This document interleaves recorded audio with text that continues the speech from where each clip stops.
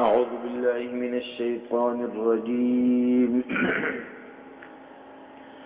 بسم الله الرحمن الرحيم كافها يا عين صاد ذكر رحمة ربك عبده زكريا إذ نادى ربه نداء خفيا قال ربي إني وهن العظم مني واشتعل الرأس شيبا ولم أكن بدعائك ربي شقيا وإني خفت الموالي من ورائي وكانت امرأتي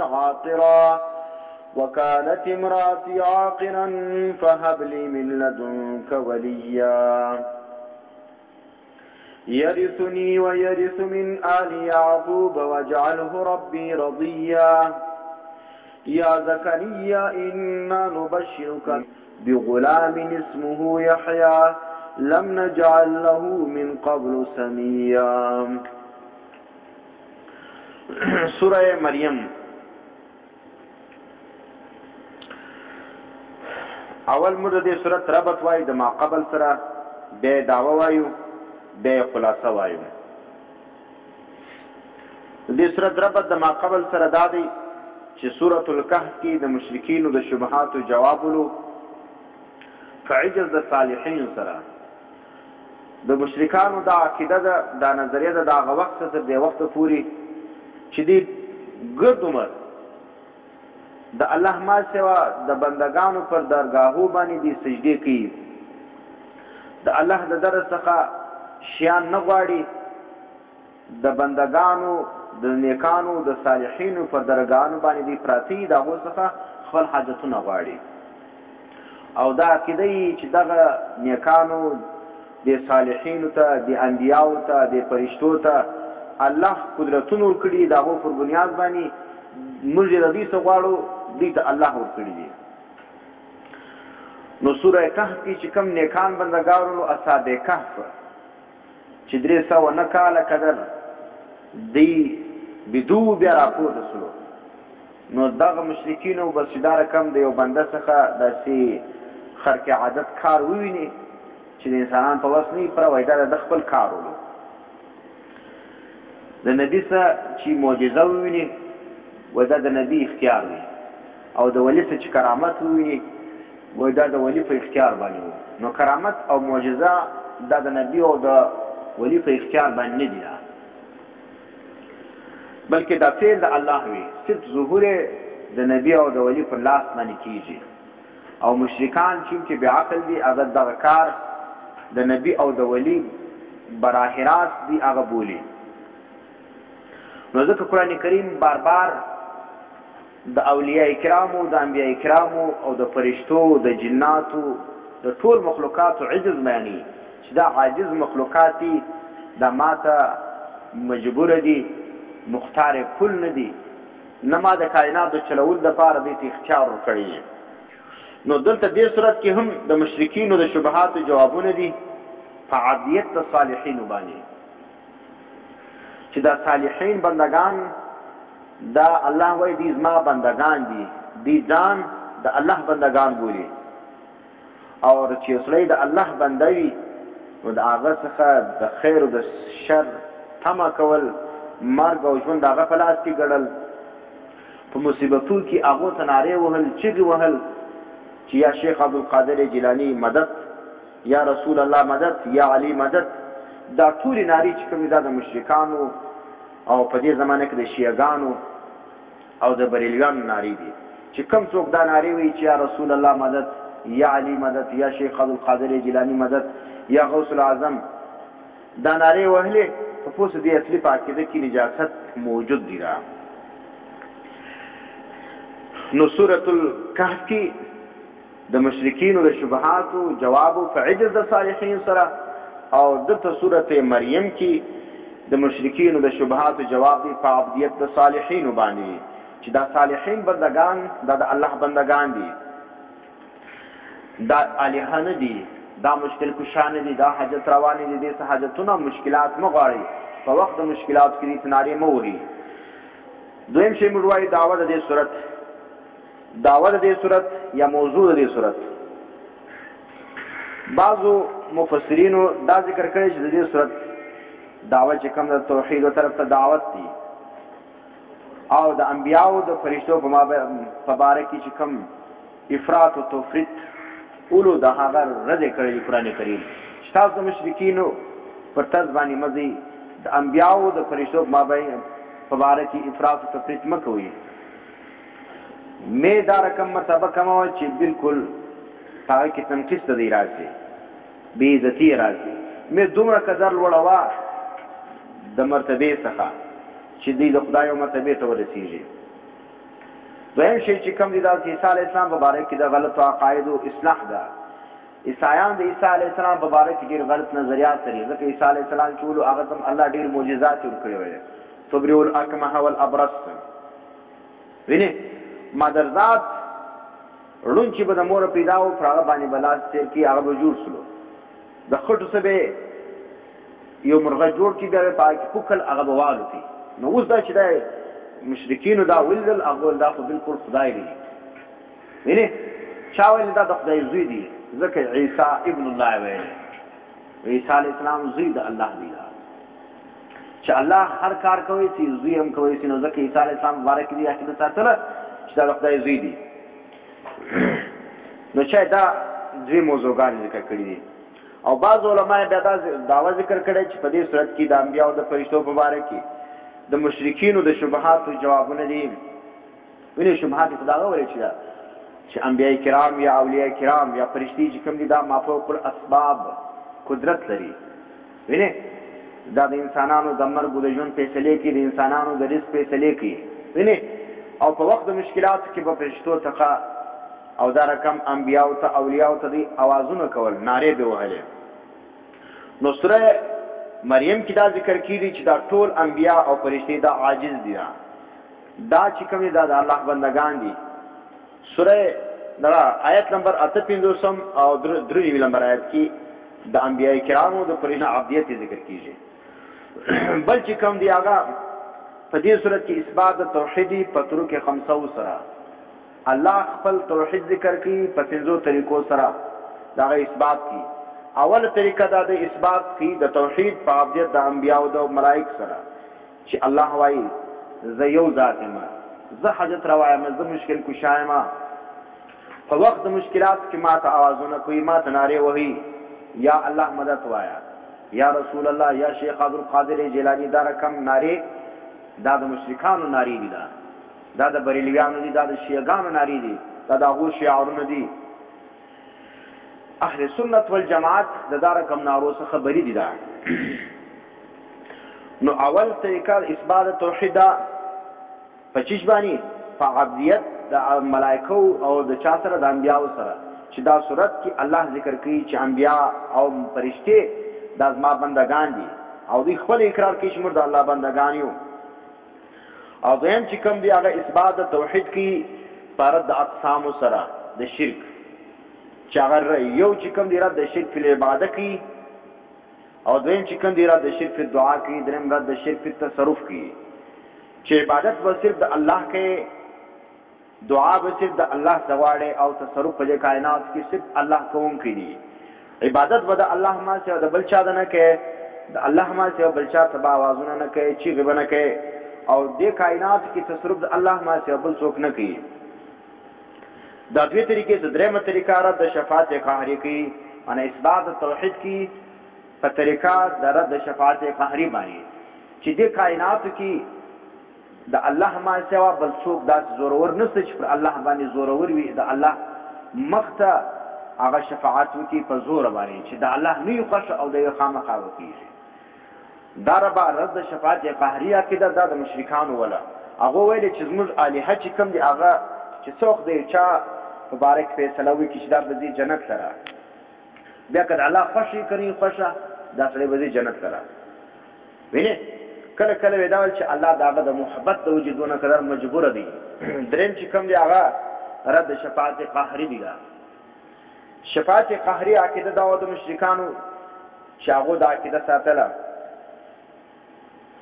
چې د الله نیک بندګان دي دا د الله پاک د هغو سره دومره زیات محبت کوي چې د هغو د محبت د وجې الله مجبوره دی چې د هغو خبره بني. لکه د عیسی علیه السلام مبارک د هغو د عقیده وله چې عیسی علیه السلام دا د الله زوی دی، د الله ډېر زیات محبت کوي سره. او الله پاک چې کوم دی چې عیسی علیه السلام د چا مبارک شفاعت وکړي الله یې ردوي نه. نو دا صورت چې کوم دی هغه د عقیده هم ردوي چې شفاعت قهري څوک نشي کولی په زور باندې شفاعت الله د چا د محبت یا د چا د زور د وجې مجبوره نه دی. ما ویلو چې دا عقیده د هغه وخت تر دې وخته پورې د مشرکانو وله. نن هم مشرکان په دا عقیده باندې اخته دي. د نن زمانې چې کوم دا مشرکان دي هغه هم دا وایي شیخ عبدالقادر جیلاني چې کوم دی هغه څوک چې د شیخ عبدالقادر جیلاني مرید سي یا په دا سلسله قادریه کې داخل سي بس دا به ځي جنت لره. ځکه تاسو به د بریلویانو بیانونه اورېدلي هغه وایي چې څوک په سلسله قادریه کې داخل سلو بیا به دا سړی خامخا ځي جنت لره، بیا دا امکان نشته چې دی لاړ شي جهنم لره. الله به د خاتمه خامخا پر ایمان باندې کوي. نو د چې سلو وایي تاسو خامخا په سلسله قادریه کې خامخا یې وارو بیعت وکړي، کتابو کې دا لیکلي دي. او دا رقم خبرې خپلې کتابو کې لیکلي فتاوی میوندیه او دا رقم د نورو فتاواو کې دي او په تقریرو کې دا موجود دي چې وایي تقدیر چې کوم دی هغه شیخ عبدالقادر جیلاني په حکم باندې دا بدلې ده. یو تقدیر معلق کړو او تدلیل راکړي د هر انسان چې نیک عمل وکړي هغه باندې تدلیل راځي. یو تقدیر مبرم چې د اهل سنت والجماعت متفق عقیده ده چې کوم انسان په تقدیر مبرم کې کم شی لیکلی هغه به خامخا کېږي، تاکې تدلیل نشي راکړی. دا بریلویانو دا عقیده ده چې تقدیر مبرم کې هم د شیخ عبدالقادر جیلاني اختیارات چلیږي. وینې دا فتاوی میوندیه او په دا رقم د زموږ د پښین بریلویانو په دا خپلو کتابو کې لیکلې ده. او دا رقم الحق فی تایید اهل الحق چې هم دا رقم د شیخ عبدالقادر جیلاني رحمه الله په باره کې دا رقم تجاوزات لیکلي دي چې څوک د شیخ عبدالقادر جیلاني مرید سلو بس دا سړی چې کوم دا نجات دا سړی چې کوم دی هغه ولاړې جنت سره. اوس د نبي په امتي کېدو باندې یو سړی جنت ته نشي تللی، د نبي امتي وي لیکن د هغه دپاره دا بشارت نشته. شیخ عبدالقادر جیلاني باره کې دا خلک دونه غول وکړي چې وایي د هغه مرید سره ایمان به خامخا در نصیب کېږي. نو رد دا صورت چې کوم دا رد کوي پر شفاعت قهري باندې. څلرم رد پر عقیده د اتخاذ الولد باندې چې الله وایي ما ولد نه دی نیولی، لم تکن له صاحبه، نه د الله دپاره ښځه سته نه یې زوی سته. او دا مشرکان به راولاړ شي یو نیک بنده به دا به هغه په باره کې دا عقیده وساتله چې دا د الله زوی دی. او فرشتو په باره کې دا عقیده ساتله چې فرشتې د الله لوڼې دي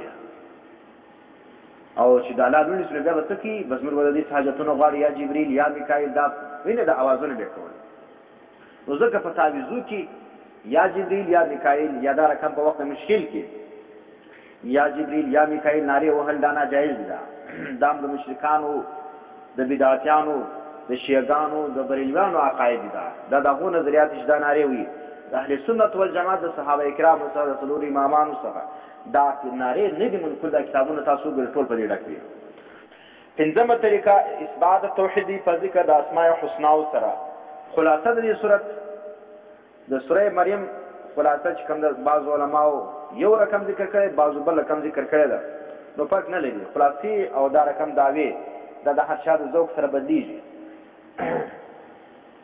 سوره مریم یو خلاصه چا ذکر کړی ده چې هغه دا په دوه حصو باندې مشتمل دي. اول حصه کې و دلایل عقلیه ذکر کیږي، په دویمه حصه کې بیا زجرونه دي، شکوې دي، تخفیفات دي، بشارات دي. او په دې صورت کې ماده د رحمت ډېره ذکر کیږي. دا خلاصه سره دا یو خلاصه سره بعض علماء بیا دا ذکر کړی ده. هغه دې صورت کې درې بابونه دي. اول باب تر 30 نمبر آیات کې دي. په دې کې د انبیاو د عبدیت ذکر دی. د شپږو انبیاو تذکره چې کومه دا تفصیلا د شپږ انبیا دغه حالات قرآن کریم په سوره مریم کې تفصیلا ذکر کړي او دا نور د اجمالا ذکر کیږي. اوس تذکره د کوم انبیاء په سورې مریم کې ذکر ده حضرت زکریا علیه السلام د حضرت عیسی علیه السلام او حضرت ابراهیم علیه السلام حضرت موسی علیه السلام حضرت اسماعیل علیه السلام حضرت ادریس علیه السلام د دې واقعات د سورې مریم کې ذکر دي د دې وروسته بیا د انبیاء د عبودیت تذکره د اجمالا په 18 نمبر آیات کې بیا دغه وروسته تخویف اخروی دی وروسته تر واقع د عیسی علیه السلام په 10 کې بیا تر 40 پورې او بشارت اخروی دی په 9 کې سورۃ کاف ها یا عین صاد دا حرف چې دا د حروف مقطعات څه دي معنا یې څه ده الله اعلم بمراده الله ډېر ښه خبر دی دې حروف په معنا باندې د دې تور په معنا باندې څوک نه دی خبر نو بیا قرآن کریم کې دا حروف ولې راغلي دا حروف مقطعات حکمت څه دی حکمت دا دی چې اثبات و اعجاز القرآن په دې باندې الله پاک چې کوم د قرآن کریم اعجاز ثابتوي چې قرآن کریم دا معجز کتاب دی دا رقم کلام څوک نشي جوړولی ځکه دا داسې توري د ګور دغه حروف تهجدي لیکن معنا یې نشته چاته نه ده معلومه حضرت ابن عباس رضی الله تعالی عنہ سره روایت دی هغه په دې حروف کې اشارات موجود دي د کاف څخه مراد څه معنی الله کافی الله کافی دی ها څخه مراد دي الله هادین الله هدایت کوونکی دی د یا څخه مراد دي ید الله غالب لاس الله چې کوم دا غالب دی عین څه چې مراد دي الله عالم الله عالم دی په هر شی باندې او د صاد مراد دي چې الله صادق للوعد الله صادق کوونکی دی رښتیا وو دی په خپل وعدو کې ذکر رحمت ربک عبده زکریا تذکرہ در رحمت در ربستا پر بنده خپل باندې زکریا علیہ السلام باندې تذکرہ در رحمت در ربستا پر خپل بنده باندې چې حضرت زکریا علیہ السلام دلته وګورئ دا د مشرکین د شبهاتو جواب دی مشرکین به ویل چې انبیاء کرام دا د الله دې ته د اولوهیت صفات کړی دي دلته الله ذکر کوي چې زکریا علیہ السلام دا ما بنده و ګوره رحمت ذکر رحمت ربک عبده ګوره ما بنده دی زکریا علیہ السلام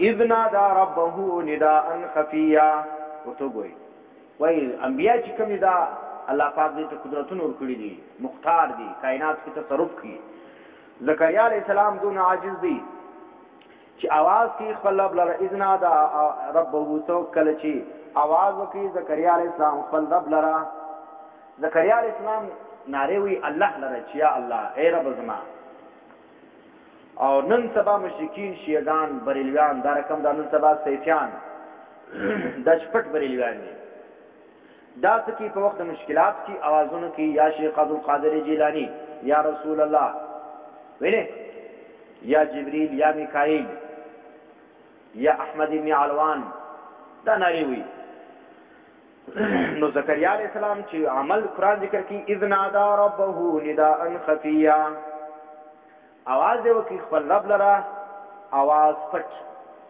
په دې کې دې اشاره ده چې دعا وکړي په دعا کې چغې مو واه ناره مو واه زکریا علیہ السلام د خپل رب څخه आवाज کی دعا کی په پټ باندې کی نو په دې کې اشاره ولا چې دا یا رسول الله ناره چې کومې دا چیز دا ناجایز دي ګور یو په زور دي دعا چې ته د خپل رب څخه څوک دی غواړي ور زکریا علیہ السلام طریقه دا د موږ په کار دی د زکریا علیہ السلام په طریقه باندې عمل وکړو زکریا علیہ السلام حاجت غواړي د خپل رب څخه غواړي او بل چیز غواړي په پټه باندې غواړي نو دعا وکړي د رب څخه غواړي او په پټه باندې غواړي مزه سنت د انبیاء وي اوس قال دویر زکریا علیہ السلام ربي اے رب ما اني یقینا چې وهن العظم کمزوري سوي دي د هډونو زما ورته زکریا علیہ السلام بیا اے رب زما دا نو چې زدا کارونه خپل کوم ربي اے رب ما اني وهن العظم دا توسل کی په خپل حالت باندې خپل عجز باندې چې الله زما هډونه ډېر کمزور شي زه کمزور یم واشتعل الراس تکسبن سوي دي سرما شیبان د بډاواله دی زه سپیږی یم بشتان سپین دي هډونه مې کمزوري دي. نو یا الله ته زما دې حالت ته وګوره. ولم اکن بدعائک ربي شقیا، او نه یم زه په دعا غوښتلو سره ستا څخه رایې زما شقیا محرومه. څه مقصد چې یا الله څه وخت چې ما ستا څخه دعا غوښتې تا زما دعا قبله کړې ده، نو اوس هم دا دعا ته غواړم یا الله زه محرومه کېږم نه. دا عادت دا دی ستا، هر وخت چې ما دعا غوښتې ده یا الله تا ما ته راپره کړې ده. اوس دعا ته خدای توسل وکړي. ګوره زکریا علیه السلام د خپل رب څخه دعا غواړي. انی و انی یقینا زه چې یم خفت الموالیا، زه بیریږم د خپلو تربورانو څخه، وینې د خپلو رشته دارانو څخه، من ورایي وروسته زما، مانه چې زه مړ شمه زما د مرګه بعد زه بیریږم. د چا څه بیري؟ تربورو څه بیریږي. او نن سبا خو دوی وایي چې اولیاء کرام چې کوم وي دوی د اولیاءو څه بیریږي، د مرګه بعد وایي دا یو ټکره رارسي، بیا مې مړ کوي، بیا مې رزق کمیږي، بیا مې د هغه فلانی وي دا امتحانه وي. وینې و انی خفت الموالیا، زه بیریږم د خپلو تربورو څخه. د څوک وایي؟ زکریا علیه السلام وایي. من ورایي وروسته زما وکانت امراتي عاقرا، او بله دا د ښځه زما چې کوم ده دا وچه ده. عاقر چې شته وچه ښځه مې وچه د اولاد یې نه کېږي. فهب لي من لدنک ولیا، راکې ماله را د خپل جانبه ولیا د دین وارث. یا الله زه سپین ږیری یم، هډونه مې وچ دي، وینې ویښتان مې سپین دي، ښځه مې وچه ده، نو ما ته خپل د جانبه یو د دین وارث راکړې چې زه وفات شمه، زما د مرګه بعد د دین کار دی پر مخ بوځي. یرثني و یرث من آل یعقوب، دی به زما د دین وارث دی او د آل یعقوب د دین وارث دی. وجعله ربي رضیا، وګرځئ رب زما رضیا، دی چې وګرځئ پسندیده وګرځئ خپل. ګوره وجعله الله ته وایي یا الله تی وګرځئ، بیا وایي ربي ای رب زما رضیا پسندیده یې وګرځئ. نو زکریا علیه السلام ګوره په هر حال کې الله ته دعا کوي، د الله څخه حاجتونه غواړي. چې نبي دی، چې نبي د الله څخه غواړي، نو عام انسانان به خامخا د الله څخه غواړي. که چیرې د الله ما څخه د بل چا څخه حاجتونه غوښتل جایز وای، نو قرآن به د انبیاو تذکره په دا رقم انداز نه کولی. قرآن به د انبیاو تذکره بیا په دا انداز کولی چې زکریا علیه السلام فلاني نبي ته آواز وکړي، فلاني نبي ته آواز وکړي. وینې نو چې د انبیای کرامو طریقه دا ده چې هغه د الله ته حاجتونه غواړي، نو موږ هم پکار دی چې د انبیاو په طریقه روان سو، د مشرکینو، د شیعګانو، د بریلیانو په دې طریقه باندې نه سو لاړ. او دا رقم دا نامنهاده بریلیان علما چې لوی لوی لنګوټې تړلي دي او خلک به دا خاطر جذبوي چې تاسو د الله ما سوا یا رسول الله یا شیخ عبدالقادر جیلاني پر نارې پر خوله باندې راوړي او الله یې ورکړي، او دا ته د توسل نوم ورکړي، کله د چیش نوم ورکړي، کله د چیش نوم ورکړي. دا د دین په صورت کې خلک بې دینه کوي. نو پکار دی چې دې فتنو څخه تاسو خبردار واوسئ. عقیده د توحید دا لازمه عقیده د قرآن کریم په دې باندې ډېر زور ورکړی دی. نو موږ به وخت په دې باندې انشاءالله خپل درسونه کې هغه ته اشارات کوو. واخر دعوانا الحمدلله.